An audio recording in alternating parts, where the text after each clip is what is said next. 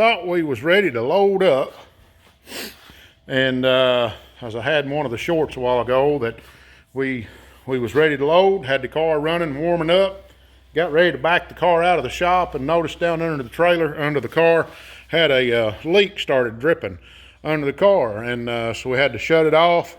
Come to find out, one of the fin, the bottom fin on the radiator, the tube had a split in it, so we had to take it apart, pull the radiator out of it. We got some mess under the car. We got oil dry laying everywhere, trying to clean all the antifreeze and water up and stuff, and yeah, we went to the parts store, got some 2-part epoxy, some high heat JB Weld, some of that right there, and we put that on there. It says it, if you heat it, it'll set within an hour, or you can just let it set by itself for 24 hours. We didn't have 24 hours. We had about 45 minutes. So we threw the heat gun on it. We sealed one layer of it and let it set for just a few minutes. I made up another batch, put another batch on there of this good stuff, and that stuff set up hard as a rock with a heat gun on it. You couldn't touch it because it was so hot, but it set up, and I mean like a rock. We fired that thing up just a minute ago, have no drips under this car. So we're fixing to get it off of jack stands, roll her outside, and roll her up in the trailer. Next time you see us, we'll either be on the road or we'll be at Batesville Motor Speedway. Comp Cam Series is going to be there tonight with the late models. So we went to Texarkana here a couple of weeks ago and watched those, as you've seen a little bit of video on those. But hey, we're going to Batesville. We'll see you later.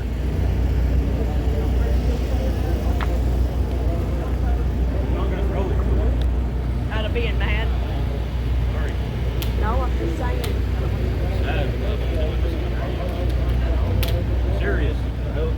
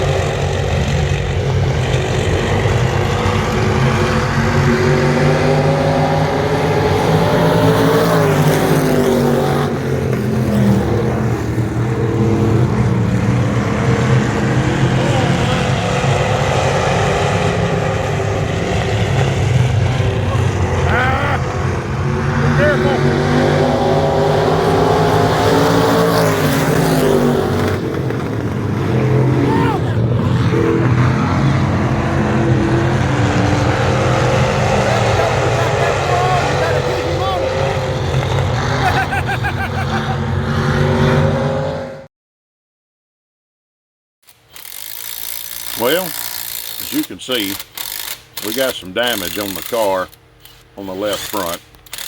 Matthew had went in the corner and another boy drove in a little hard and slid up into him, bending our upper A-arm, our tie rod end. And so, well, as you can see here, this A-arm, it's kind of toasted.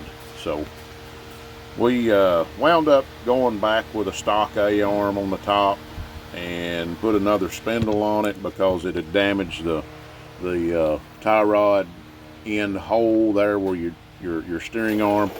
It had damaged that hole, and you couldn't see it on the video, but the left front tire was not rolling straight. It was turned straight out.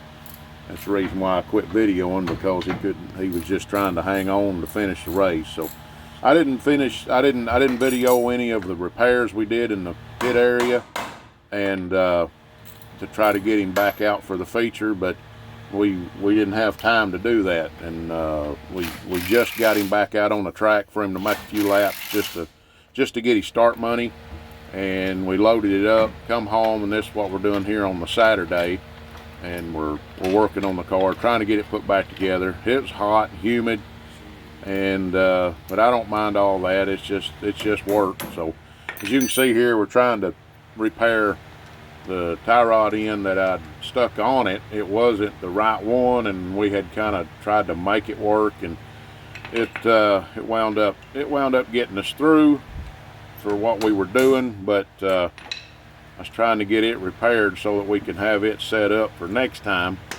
Anyway, we wound up going down to Greer's Racing Parts and Fuel and got another set of tie rods for the car, and we come back, put those on, but you'll have to see for night 2 what happened then. But this is what happened to my truck.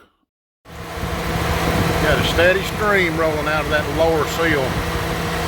I just wiped that clean before I started the truck. I believe that's my problem.